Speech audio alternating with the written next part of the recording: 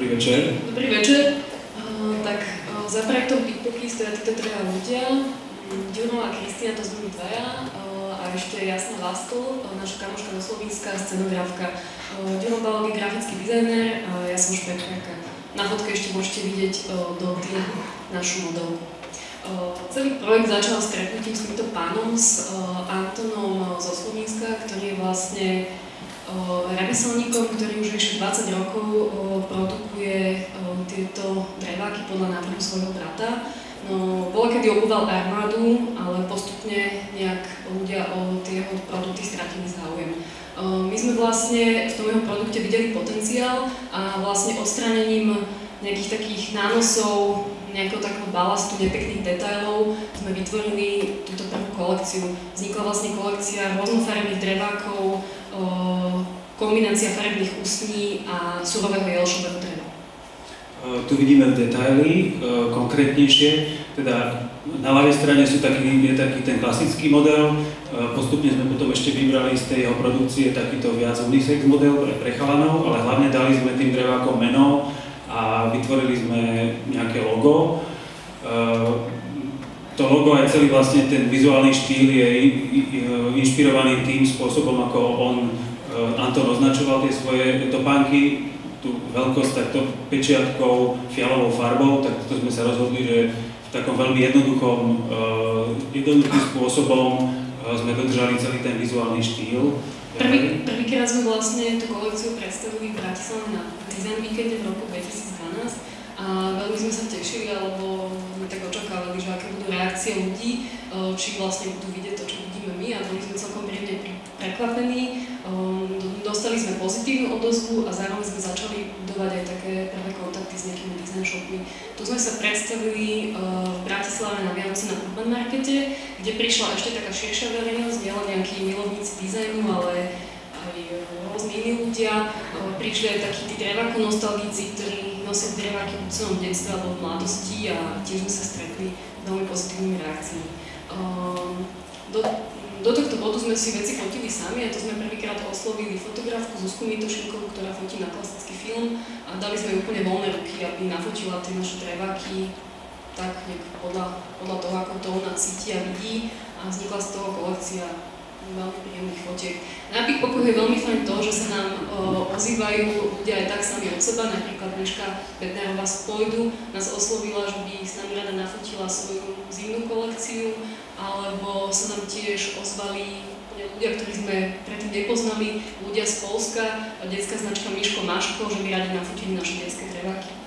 To sú také plagáto-letáčiky, ktoré vznikli zase projektu Slow Design. Tiež nás oslovili s tým, že Slow Design je pojem, ktorý sme dovtedy vlastne my ani nepoznali, ale postupne ako náhle sme sa zoznámili s tým, že čo ten Slow Design obnáša, tak sme zistili, že to je presne to, kvôli čomu sme do toho išli. Toto je tiež plagát, ktorý vznikol za druhému projektu, to bolo také parter galerii, vystavené veci boli vo výkladoch, a tým, že som grafický dizajner, tak veľakrát sa stane, že mám taký obrazový materiál, ku ktorému nemám ako dôvod ho niekde vytasiť, tak toto bol jeden z tých dôvodov, že sme mohli moju obľúbenú fresku vystaviť. Toto je prvá z takej limitovanej verzie drevákov. Vidíme tu dvojfarebný pár, ktorý za pomoci 3D okuliarov, keď sa pozriete na ten svoj pár, tak vidíte, že dostanete úplne priestorový pocit z tých drevákov a zo svojich vlastných nôh. Takže ako ľudia z iných oborov sme sa začali pohybovať v takom prostredí dielní, remeselníkov, rôznych kožiarenských veľkoskladov a podobne, a toto všetko nás inšpirovalo k tomu, aby sme išli ďalej, a farebné ústne nás inšpirovali k tomu, aby sme vytvorili kolekciu tašiek k drevákom. Vlastne prvú kolekciu tašiek sme vytvorili na Vianoce 2013. Vzniklo zhruba 50 tašiek v troch veľkostiach, zhruba 20 farebných variantách, a Ďuro opäť tomu spravil takýto vianočný vizuál. Prezentovali sme ho ako adventný kalendár. Tie čísla to iba v rámci propagácie, oni boli ohľadne tašky bez tých číseliek? S týmito taškami súvisí ďalší remeselník. Tento mladý remeselník zo Slovenska, Primož. Je vlastne s ním veľmi príjemná spolupráca, je to veľmi šikovný obuvník, o ktorom prácu je veľmi veľký záujem, a vlastne šije topánky pre ľudové súbory a divadla. Keď ste si všimli jeho siluetu, ako to vyrába, tak tá silueta sa postupne dostala do takéhoto symbolu end. A týmto sme vlastne zistili, že už kickboxy už nie sú iba dreváky, ale skôr sme sa preorientovali na to, že to je spájanie dizajnu a lokálnych remeselníkov. A toto je ďalší z nich. Toto je pán Alfons z Trnavy, ktorého sme vlastne spoznali vďaka Notabene a ktorý nám vlastne aj potvrdil, že to, čo robíme, má nejaký zmysel. Veľmi sa tešil, vytvorili sme s ním vlastne malú kolekciu tašiek a bol veľmi rád, že môže opečiť z kože a že nemusí iba do nekonečna opravovať nekvalitné čínske výrobky z plastu. A okrem toho, že nám veľmi pomohol s tou výrobou, tak nás inšpiroval zase k takémuto vizuálu, že kickboxy nikdy neboli v Číne. Dúfame, že mohli by sa tam dostať, ale neboli výrobné. Fotografia vznikla ešte dávno predtým. Takže toto je naša súčasná ponuka, keď sa rozšírime na Clogs and Bags a sme otvorení tomu, že možno pribudnú aj nejaké ďalšie produkty. Je to vlastne nový remeselníci, hej.